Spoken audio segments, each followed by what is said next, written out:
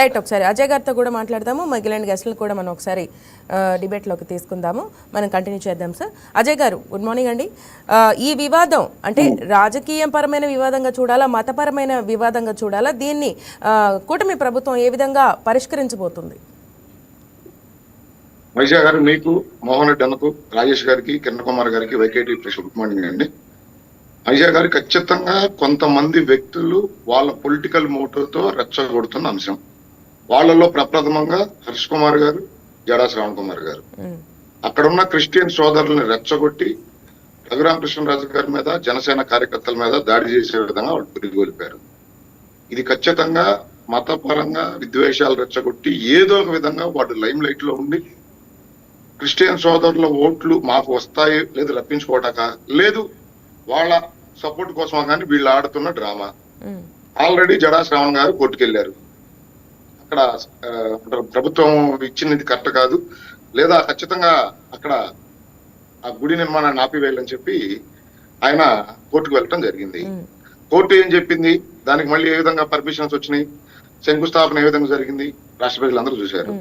సరే, న్యాయస్థానాలకి ఎవరైనా అప్రోచ్ అవ్వచ్చు, తప్పేం కాదు. ప్రతి ఒక్కరికి ఆ హక్కు ఉంది, న్యాయస్థానాలకు వెళ్లే హక్కు, వాళ్ళ హక్కులపై పోరాటం చేసే హక్కు, న్యాయం కోసం ఖచ్చితంగా వెళ్ళొచ్చు. బట్ కానీ ఇక్కడ న్యాయస్థానాల్లోకి ఆ కేసు వెళ్లిపోయిన తర్వాత ఇక్కడ ప్రభుత్వం నిర్ణయం ఉండదు. న్యాయస్థానం తీసుకునే నిర్ణయాన్ని అమలు చేసే బాధ్యత మాత్రమే ప్రభుత్వానికి ఉంటుంది.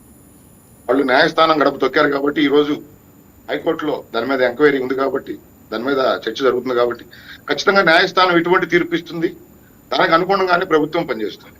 కానీ అక్కడ గతంలో దేవాలయం ఉంది, ఆ దేవాలయాన్ని పునర్నిర్మాణం చేస్తా ఉన్నారు.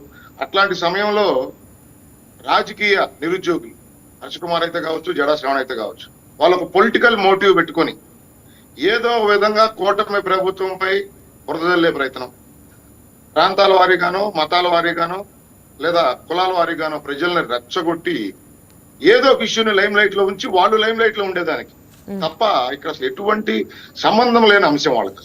హర్ష్ కుమార్ గారికి కానీ, జడా శ్రావణ్ గారికి కానీ సంబంధం లేని అంశం. ఆ ప్రాంతంలో గతంలో గుడి ఉంది, అది గొంతెనమ్మ దేవాలయం అని చెప్తా ఉన్నారు. అక్కడ రామాలయం నిర్మిస్తా ఉన్నారు, హిందూ దేవాలయం.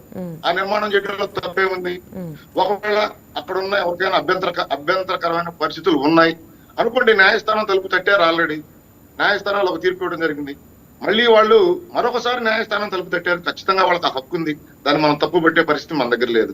నేనేమంటా అన్నా అంటే మహిషా గారు, ఇది ఎవరికైనా ప్రాథమికంగా ఉన్న హక్కు, న్యాయస్థానాలకు వెళ్లే హక్కు.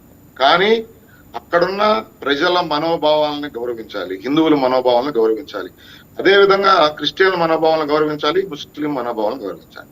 అక్కడ గతంలో వేరే ఆలయం ఉండి ఆ ఆలయాన్ని కూల్చి రామాలయమో ఇంకో ఆలయమో కడుతుంటే అభ్యంతరకరంగానే అక్కడ గతంలో ఉన్నది హిందూ దేవాలయం. ఆ దేవాలయాన్ని అక్కడ బాగలేదు కాబట్టి పునర్నిర్మాణం చేస్తా ఉన్నారు. దాంట్లో అభ్యంతరం ఎందుకు వచ్చిందో ఎవరికి అర్థం కాని అంశం.